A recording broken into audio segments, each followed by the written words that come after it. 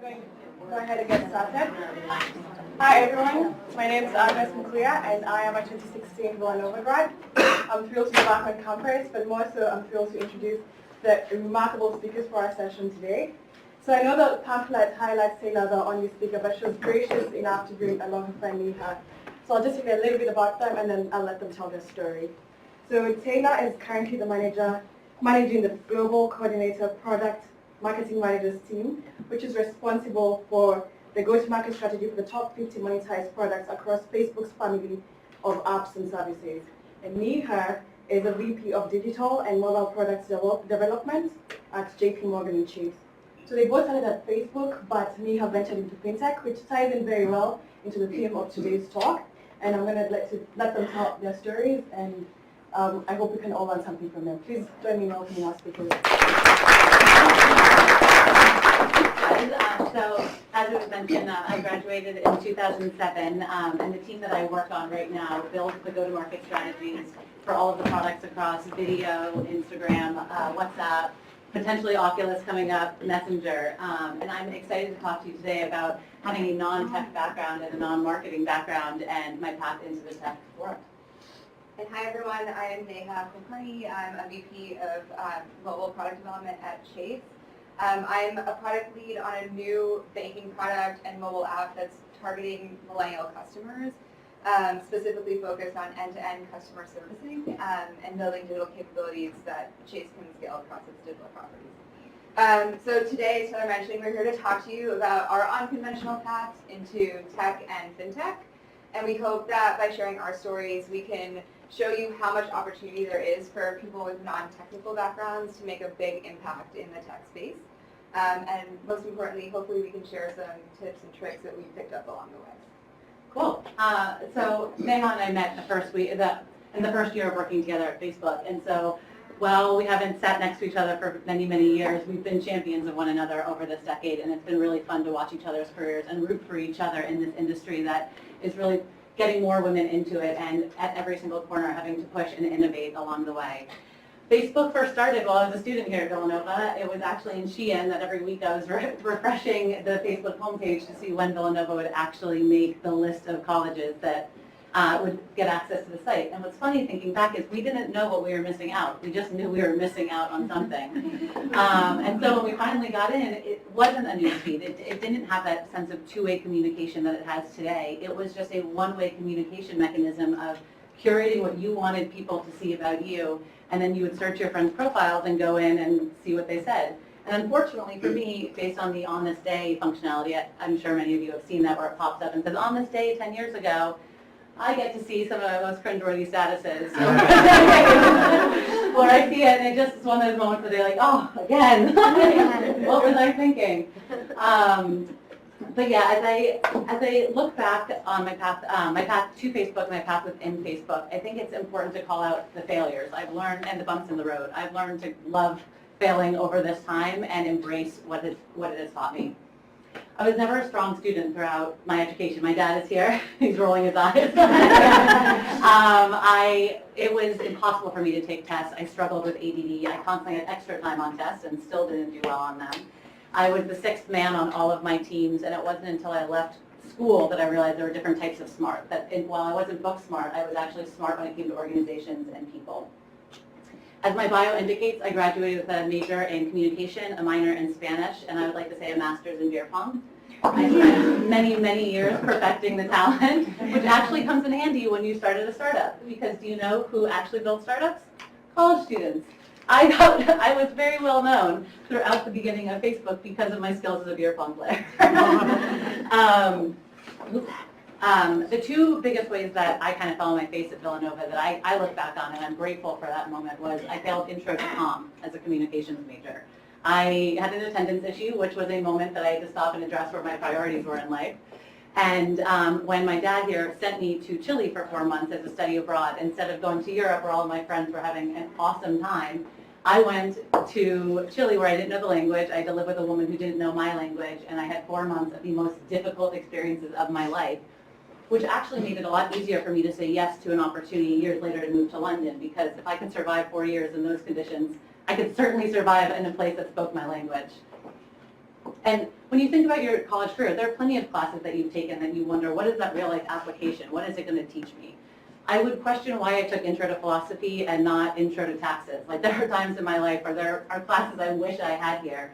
But there are two classes that absolutely stand out to me that we didn't have the marketing opportunities and the different majors you have, but two classes that stood out to me that showed me my path forward. The first one was interpersonal communications. It was taught by Dr. Kermit Moore. I Googled, it looks like he's still a professor here. And he taught us how to identify the motivations in people, how to identify different types of personalities and how to influence them. He showed us famous speeches and highlighted exactly how these individuals inspired masses of people and how they use their words to actually convey action. And to me, that really landed and resonated with me because words are the most powerful tool we have in our arsenal, and especially at Facebook, where primary language is code and you're trying to connect people, you need to be able to translate that code into words. And so every single day in the course of my job, I leaned on the skills that Dr. Kermit Moore had offered me. The second class was a marketing class taught by an actual ad exec, and he put us all up for pitch. He put us all into groups, and we had to build an end-to-end marketing campaign, and then our business would be won at the end of it. And I walked away from that class going, yep, that's what I want to do when I grow up. And that was my final semester senior year. I think what's funny in looking back over time, many people, especially when I was here, people laugh about communications as a major. And I think people still laugh about it sometimes, especially when you've got engineering degrees and everything. And my friends used to call it coloring in the lines. And when I would come home after a school day, they'd say, what did you learn in art class today? And they were all graduating with accounting degrees and marketing degrees. And I think what's funny now, I laugh at how naive we were. Communication is the backbone of absolutely everything I do, and my degree could not be more perfect for me, and I'm immensely grateful for what Villanova Communications gave me for my career. So I grew up in a suburb of Boston, the only child to immigrant Indian parents. So it was clear from the start what I would do with my life, either engineering or medicine. And I was your typical overachiever in high school. I basically focused only on my academics and spent all of my free time in after-school activities because that's what I was supposed to do, and that was my path. And then came college, and I went to Dartmouth up in New Hampshire, and my first year was actually a lot like high school. I enrolled in the toughest math and science classes my first trimester, tried my hand at computer programming, and set my sights on maintaining my 4.0 GPA. But that totally failed. I came home my first winter break with straight C's and had a very unpleasant conversation with my parents. So I came back and I then tried psychology classes and political science because those sounded like real majors, which is, as it turns out, never a good reason to do anything. I hated both subjects and dropped out of those classes, and I came home at spring break feeling more lost than ever. It was the first time in my life I felt like I had lost my way. And it really forced me to start to look inside to figure out what it is that I truly loved. So in a moment, and now it feels kind of like a moment of total panic, I applied for a study abroad program in France. French had actually always been a passion of mine in high school. I wrote my college admissions essay on my obsession with the culture, the language, and the food, of course. Yeah. I ended up getting accepted into the program, so I went to Paris that fall. And I'll skip all the details, but it was a huge moment in my life. It made me realize that the thing I loved the most was actually studying language, literature, and the arts. And so I ended up double majoring in English and French, much to my parents' chagrin. And it wasn't what they expected, but they were happy, I was happy, and that I was finally pursuing something that I could find success in. And looking back, this was actually a critical turning point in my life. At first, it was really uncomfortable. My parents just couldn't wrap their head around what I would ever do with an English major, and honestly, I didn't have the answer for them, but I just dug my heels in, and I really owned my decision. And for me, this is a skill that's continued to help define the rest of my life and my career. So right around graduation, all of my friends seemed to know what they wanted to do with their lives. Half of them were going to grad school, and the other half were going down the consulting and iBanking route. And I just knew that those weren't for me. I didn't I had no idea what I wanted to do with my life. I had just figured out that I liked English and French, so I was like, not enough. So I graduated, I moved back home, and I started scrubbing job boards. All I knew is that I wanted to work with people and make them happy. And so you're probably all thinking what my parents thought, which is, what does that even mean? And honestly, I didn't know either. But what I did know is that I didn't want to just settle for a job. I wanted to find something that really excited me and challenged me. And luckily, later that summer, I got an email from an old friend and mentor. So I had been really involved in the alumni council at Dartmouth and had become friends with some older alumni. And one of them reached out and she asked me, hey, have you ever considered a job in advertising in New York City? And something about it just seemed so right. So I jumped at the opportunity and moved to New York a few weeks later. Cool. So Nehal brings up a good point on not leaving college and not really knowing who you are. I think there's this expectation you go to college and you're going to have this aha moment and you're going to be set off into the world. And I didn't have that. In fact, I had a strong streak of self-sabotage where every time I was about to find it, I would do something. And I do have to say, I really started to discover myself at Facebook. Like, I know that that was the step one in the figuring out who I was as a woman, who I am as a person, who I am as an employee. And again, I do have to thank my dad for the day after I graduated, I called him and said, I'm not going to go to Facebook, I'm going to hang out in Manioc for another year. And he showed up at a U-Haul and was like, no, you're not. And literally drove me to New York City to my internship, thank God.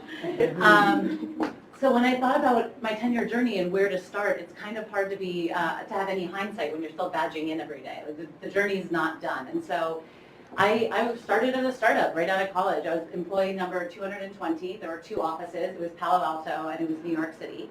It now exceeds 40,000 employees, which blows my mind, and we have hundreds of offices all over the world. The early days of Facebook were the wild, wild west, and I mean, I'm not exaggerating at all. We were being rolled into companies like Procter & Gamble just to teach them what Facebook was, to teach them how to use the newsfeed, and then eventually hope with that understanding they would then spend advertising dollars in that newsfeed. We, as account managers, were actually responsible for drafting legal contracts in Excel, and then hoping that our campaigns would deliver on the stronger of the 2 ad servers. I went into one meeting in which I learned I was used as leverage as part of a deal, and that if Johnson & Johnson increased their spend, they could have me one day a week as an employee. Like, that happened. I did not agree to those terms. I got bombarded in the meeting. And these are just some pictures that, for our first marketing event, my sister and I interned together. Our first marketing event, this poster was the only marketing material we had, and we ordered it at Kinko's. It's not even like Facebook glue or font. And the week before, at the end of our internship, we got a call from HR saying, oh, we forgot about the sales and marketing interns, which was just my sister and I. The engineering interns have been preparing projects for Zuck all summer. What's your project? And you have to fly in a couple of days, which was definitely like, well, we've been interns. Like, what do you present to the CEO of your company when you've just been making posters like this?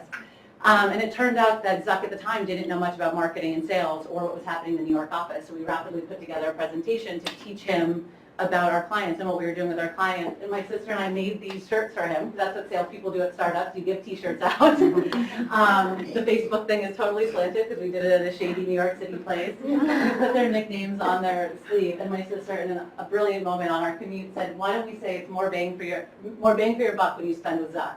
Like, that will be our marketing line. So we threw them out to the crowd, and the presentation went well. But one of the reasons I continue to love Facebook, and I think that it's actually had the longevity that it's had in our tech industry, is the culture. In every single office, you will see these posters, sometimes in a cluster like this, and oftentimes just scattered all the way around with our company mottos and value. And I think it's incredibly important to constantly be reminded of these because it instills the kind of behavior and decision making. So some of the ones, I love the Be the Nerd. This is a big push from Cheryl in terms of getting more women into technology. It's okay to raise your hand and be the nerd in the room. Nothing at Facebook is someone else's problem. This journey is 1% finished, which is sometimes soul-crushing when you know how hard you're working. And what would you do if you weren't afraid? So I'm going to dig into some of those in a little bit about my stories at Facebook, but one of my favorite parts is how we celebrate face-anniversaries. Facebook celebrates a face-anniversary like it's your birthday. You get balloons at your desk. All of your colleagues write on your wall and congratulate you for hitting that next milestone. And you must be wondering why we're so congratulating and celebrating each other for making it another year. And it's because you actually made it another year. They push you so incredibly hard. They make it clear to every employee that you will be doing the job of 3 employees elsewhere, and so you have to be prepared to step up to that challenge. And so when you hit that first Faceversary milestone, you feel like you ran your first marathon. And as you can imagine, when you hit your 5th one, you really feel like you ran 5 marathons.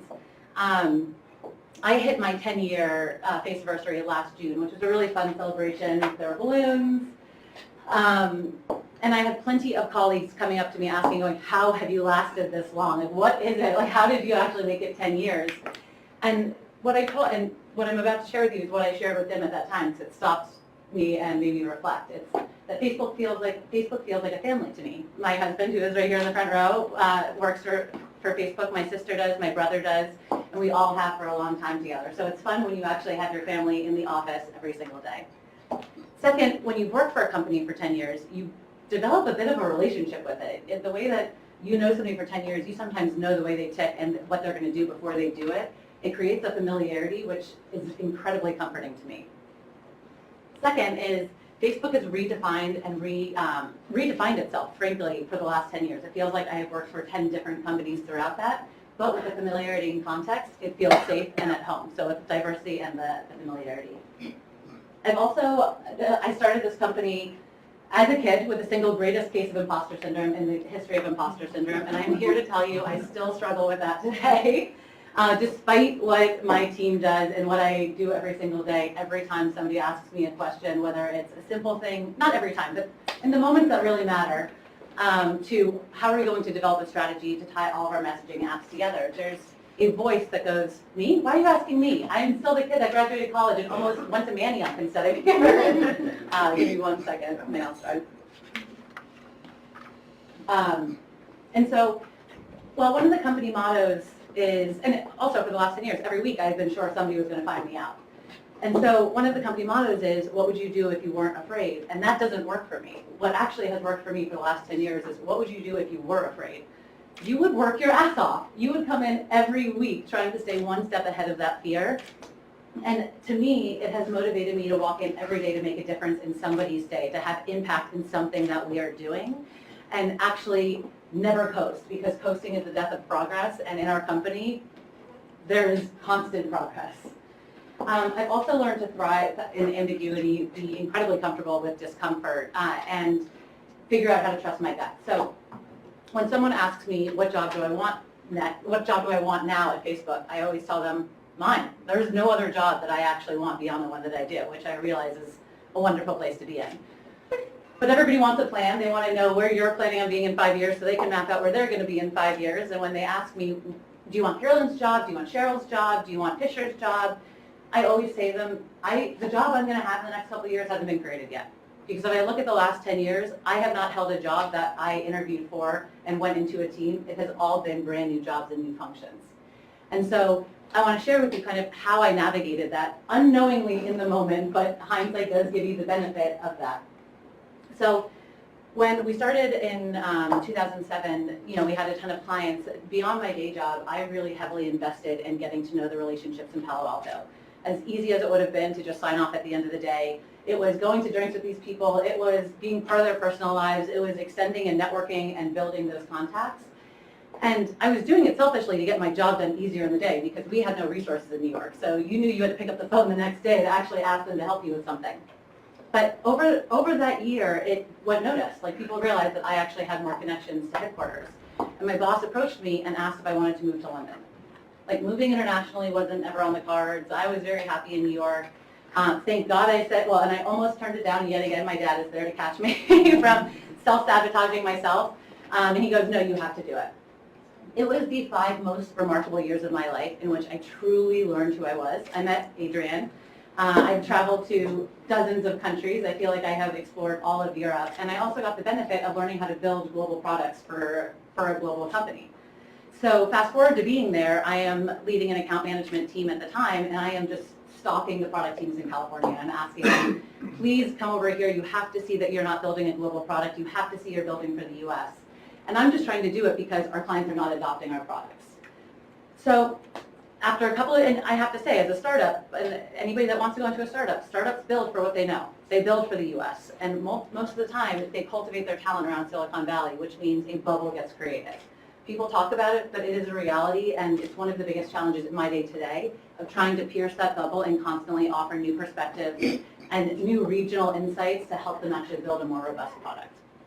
So I'm that annoying person for many years, calling them, telling them what they're building isn't working, and eventually I get a call from the VP of product asking if I want to be their first employee outside. I guess if they hired me, I wouldn't be the outsider calling them. But if I want to be their first employee outside of headquarters and actually be somebody in market that's bringing product to market and market to product. And so again, I wasn't trying to create a team. I wasn't trying to create a brand new role. But by simply focusing on the job that I was doing and trying to figure out where all the other problems were, these other things kind of came together. That also, and to tie that up, the job that I've had now was created 8 months ago. I pushed my regional team that was focused on North America. We moved home 5 years ago.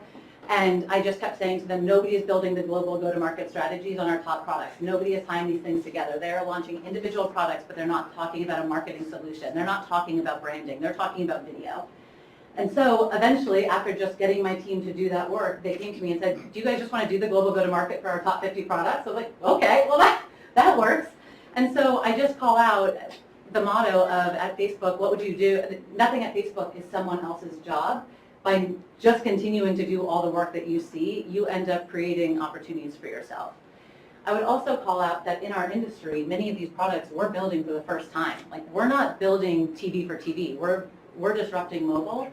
And I think the piece that I want to share with that is those jobs didn't exist 5 years ago, and there's a reason there's no blueprint for them. And so I think the women in this room and the women that are coming to these conferences are going to continue being the leaders to actually create those roles and to create those products.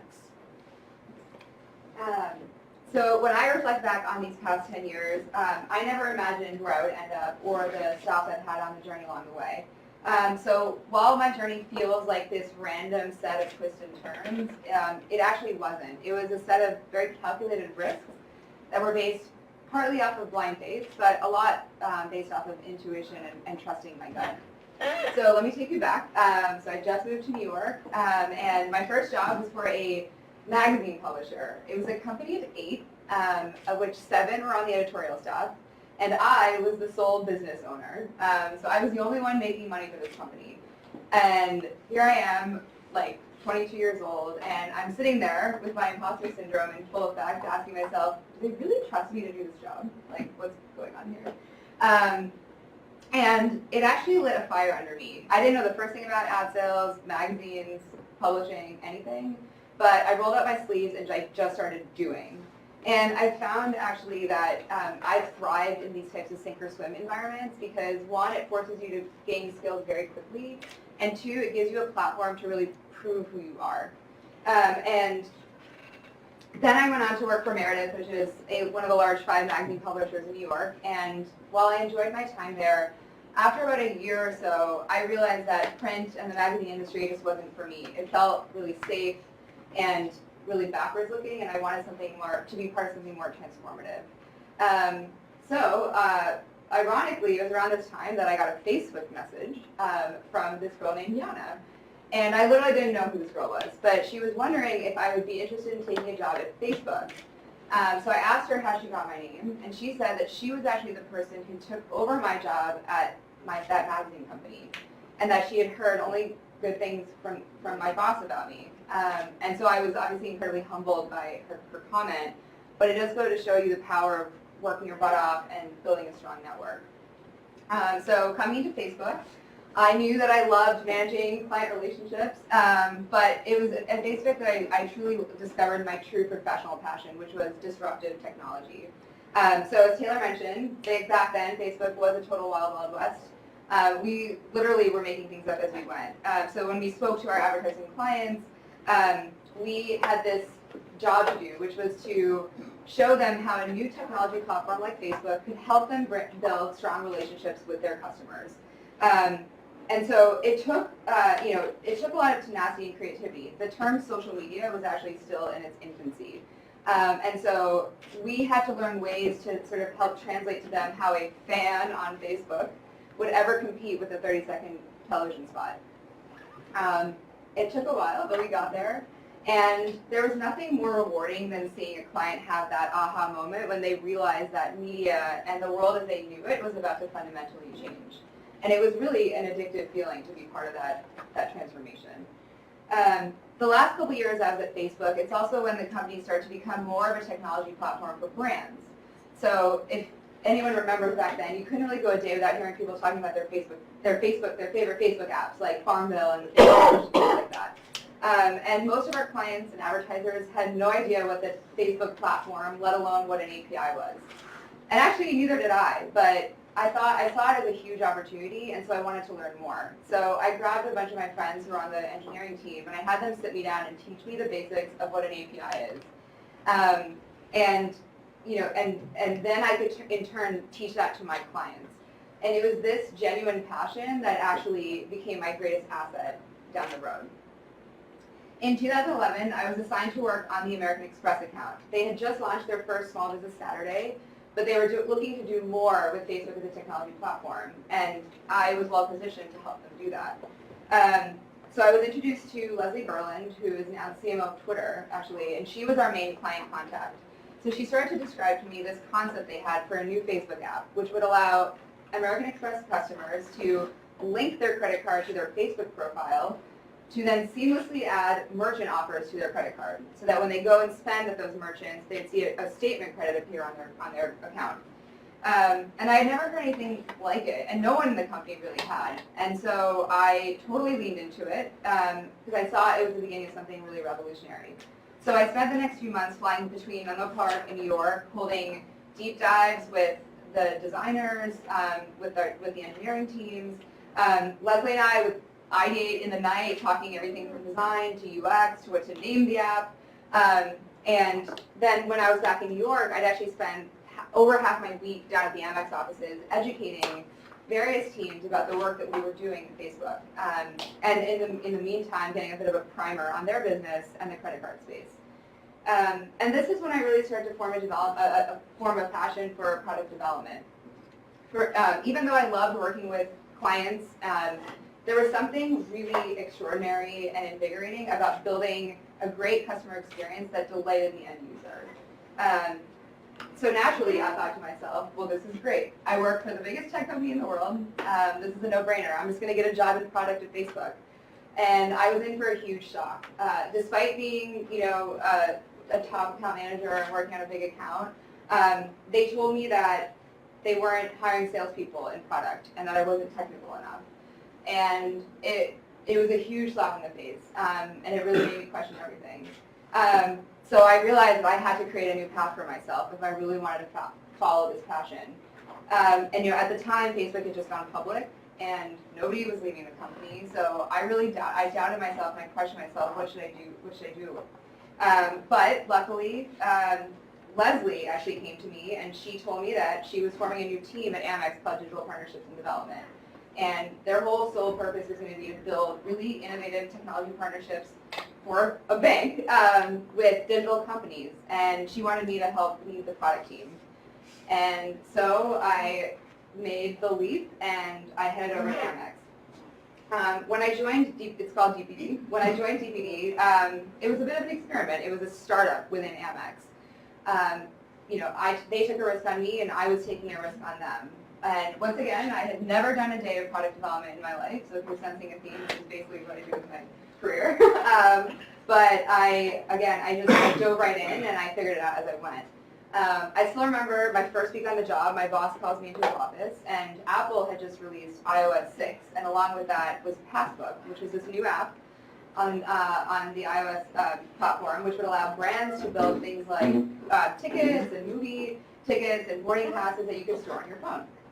And so he drops this 300-page document in front of me, and he says, I have an assignment for you. I want you to go read this SDK, which I later learned is a software development kit. And I want you to come up with some prototypes of a pass that we could build for Amex. And I literally almost vomited all over the desk because I was sitting there staring at this novel in front of me, and I had no idea what I was doing.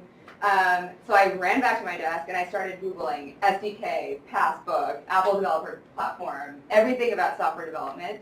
And it was overwhelming, to say the least. But that weekend I took that document home, I took a deep breath, and I started reading it. And it turns out it was actually a lot more digestible than I thought. It just, again, like this was an area that I had raised my hand saying, I'm interested in this. And when you line those two things up, these things, they'll come naturally. And so the wheel started turning, and 6 weeks later, we launched an Amex Pass for Apple Passbook. And I was officially a product manager. And I ended up staying at Amex for over 4 years. I launched partnerships with TripAdvisor and Airbnb. And I eventually led our global payment points platform, which would allow Amex customers to make payments using their membership rewards points at places like McDonald's, New York City Taxis, Best Buy, Uber. And so eventually I left Amex to join what seemed to be a unique opportunity at a New York City tech startup called Yext. The role was a strategic lead for the co-founder and president of the company, which may sound really cool and awesome, but it turns out it wasn't. I ended up leaving 7 months later, and at the time, it was devastating. All this time, my gut had led me in the right direction, and now I was questioning everything. And what it forced me to do was go back to that same place, turn inwards and figure out, okay, what am I doing? Where did I go wrong? And I realized that I had left my passion. And that's actually ultimately what led me back to Chase. So I've only been at Chase for about 8 months now, and it's a combination of feeling both familiar and challenging. We launched Finn, which is an all-mobile bank, about 3 months ago. And I have to say, it's hard working on a product whose goal is to change the perceptions of what millennials think of big banks. Not only are we up against a tough segment in the market, we're actually battling some pretty tough headwinds within the company. My team is a bunch of 20 and 30-year-olds, and we operate like a startup. So if you can imagine working with us within a company like Chase, people who have been there for years just don't know what to do with us. And we often have to walk into a room and prove that we know what we're talking about just because we look, think, and act differently. But to me, it's worth it because we and our products represent the future of the company. And what's been so special about my time at Amex and now Chase is that I joined the companies at truly this transformative moment in time. For years, Amex had struggled with changing its perception in the market, and it wanted so desperately to separate itself from being considered your father's American Express, which was perceived to be stuffy and for old rich white men. And Chase struggles with the misconception that it's just this big bank that's out to get your money and can't be trusted. And it's companies like Facebook, actually, that have pushed the Amex and the Chases of the world to really get outside of their comfort zone and reevaluate what they stand for.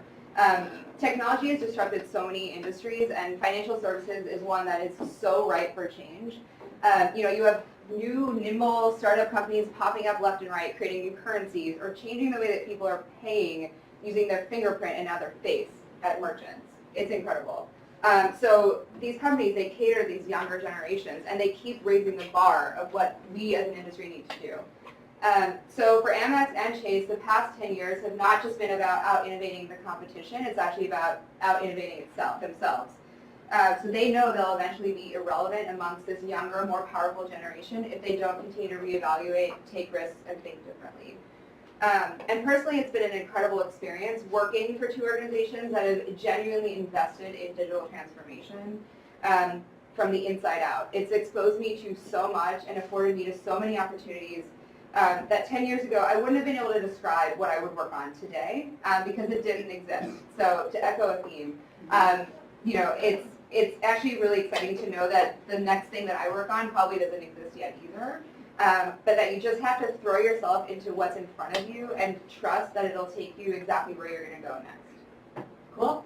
So with that, what we were just hoping our stories were able to accomplish is we have 5 lessons, which we called them Tehas, the merge of our names, our celebrity nicknames.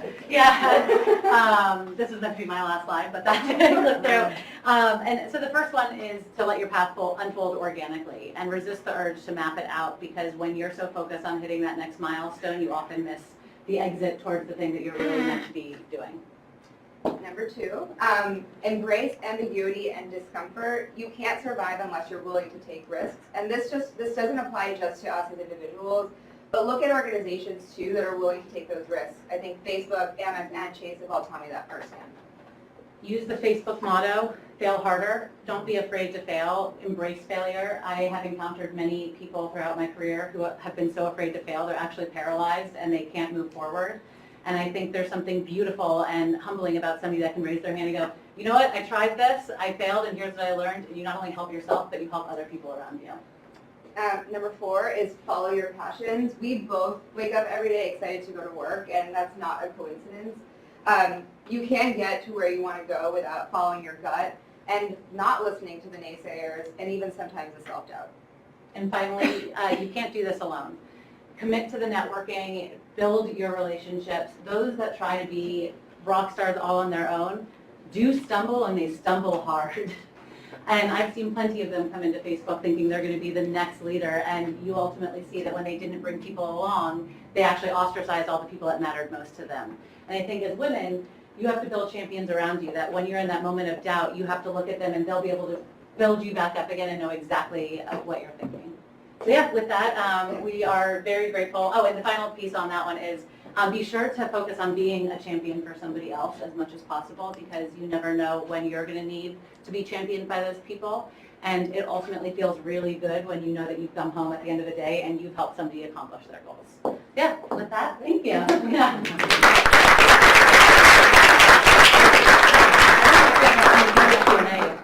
I think we have about 3 more minutes before like 1 o'clock. Does anyone have any questions?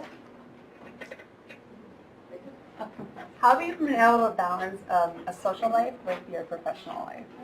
It has been hard, I will admit, and I will caveat that because when I started Facebook, a lot of my social life became Facebook. Well, actually, what I will tell you, here's one of my fail harders. My only regret in how I approached Facebook is I lost my Villanova friends. I threw myself into 18-hour working days, into the networking and everything, and then I found myself a couple of years later not coming to homecoming and not going to the birthday parties and not getting that invite. And that was a wake-up call to me that I need to be very present in my people's lives and there shouldn't be a trade-off. A natural progression of that was all my friends became Facebook people. I married one. I'm related to many of them. But the thing that I'm really ruthless about is not doing work at home. Is I am good at shutting off, and when I go on vacation, I don't care about that. And it took me many years to do that when I didn't feel well rested as a result of taking it home and bringing it back in.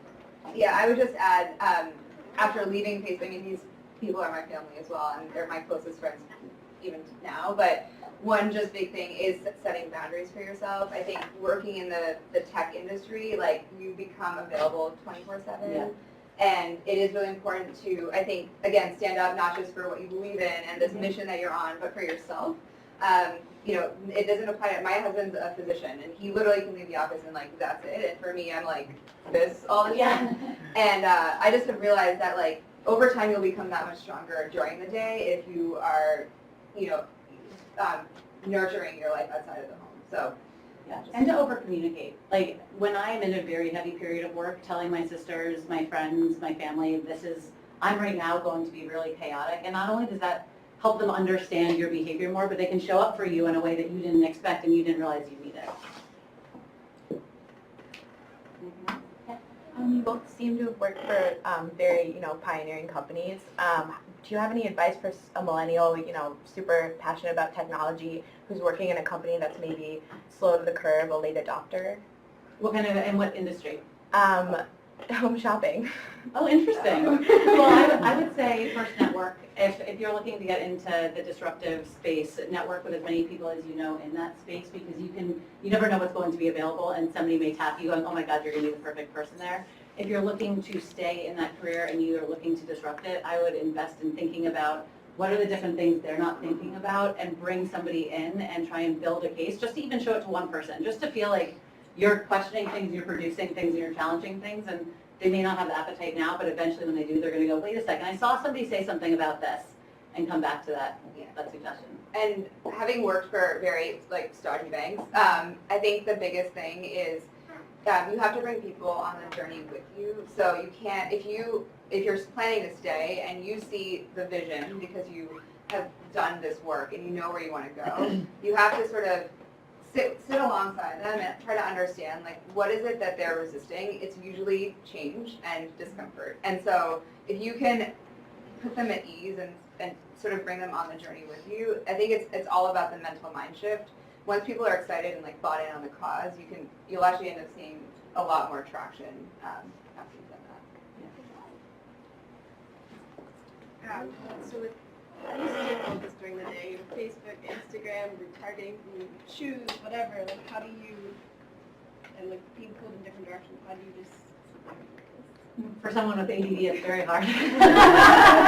I'm not good at it. I would say there's so much to do, part of the Facebook thing, that it makes you ruthlessly prioritize. So by nature, you're like, I'm only going to get these 2 things done in the course of my day, and the other things become noise, because when you try and do it all or consume it all, you don't cross that finish line. So that's what I try to do, is come in, and as a manager on a team, when I know I've got plenty of people coming needing me to move something forward for them, or they're looking for my guidance, I'm very vocal of saying, this week I really need to focus on this on behalf of everybody, and we'll regroup on that next week. And it kind of like moves the things off to clear the path. Ruthless prioritization is the #1 lesson I took from Facebook, and I've never stopped using it. It is the key to everything. Yeah. Yeah. Nate, you mentioned that at Chase, you're part of an outlier group. Who's the advocate for you on the traditional hierarchy, senior management side that's kind of allowing this to go on, but still keeping it going? So our executive sponsor is the head of the consumer bank.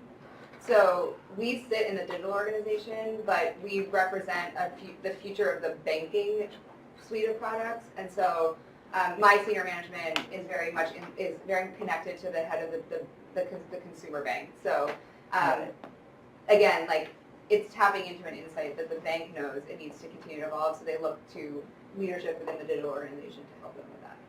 Interesting. Thank you. anyone else?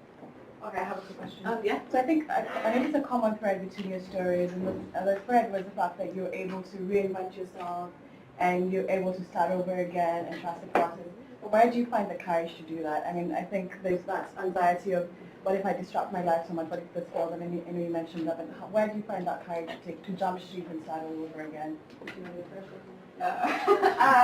I mean, I think it's not easy. Like, I think the first couple of times you do it, you don't have, like, you just, like, for me, it was a lot of support from my family. I think being an only child, I always gut checked everything with my dad. I was like, this is okay. And I think, frankly, you'll see a common theme there too.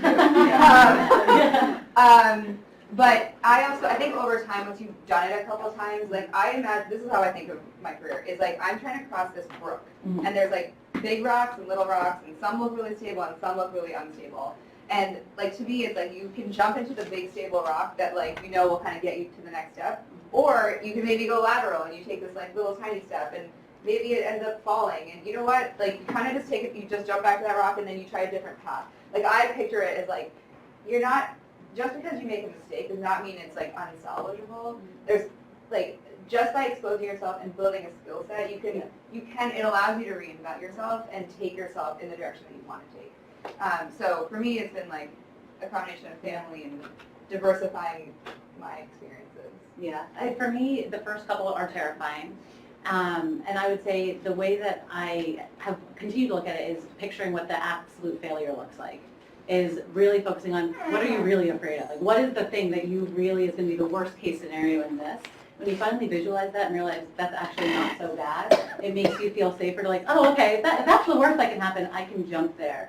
I also think, I remember landing in London not knowing a single person, getting off the plane, and literally going to a chain Italian restaurant going, what did I just do? Like, I am living in corporate housing and I'm going to panini shops for breakfast just to like be surrounded by people. And you eventually get, it becomes addicting, that feeling of change and that feeling of like, I don't know what I'm going to do, because you get such a fulfillment over time that I feel like after 5 years that I stay in a single city, I crave that. I want to feel unknown again. I want to feel that anxiety, and I want to go learn about myself. So it's also feeling uncomfortable with comfort and feeling more comfortable with discomfort. And family and networking, and knowing that if you fell on your face, you've got some people that will tell you what you need to hear and pick you back up. Yeah. how do you staying current at Facebook? Are they providing you with, I mean, are you constantly reading It's so stuff, hard. or are you taking training, or?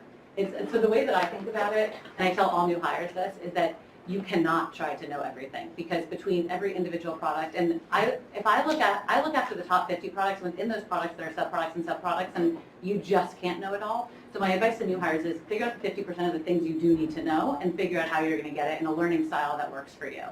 Figure out the 30 other % of work that you'll eventually need to know, and just know where to get it. Know it's there, it's pretty, it's like, when I need it, I'm going to go get it. And know there's always going to be 20% that you just don't know where to get it, and everybody else has that 20%, and that's okay. And when you need it, go ask somebody, and they probably know. But for me, it's something I have a really tough time with, and that's about the ruthless prioritization. It's going, what is most important for our business right now, and going, this is what I'm going to double down on, and I will go figure out the rest when I need to figure it out. Cool. Thank you guys so much.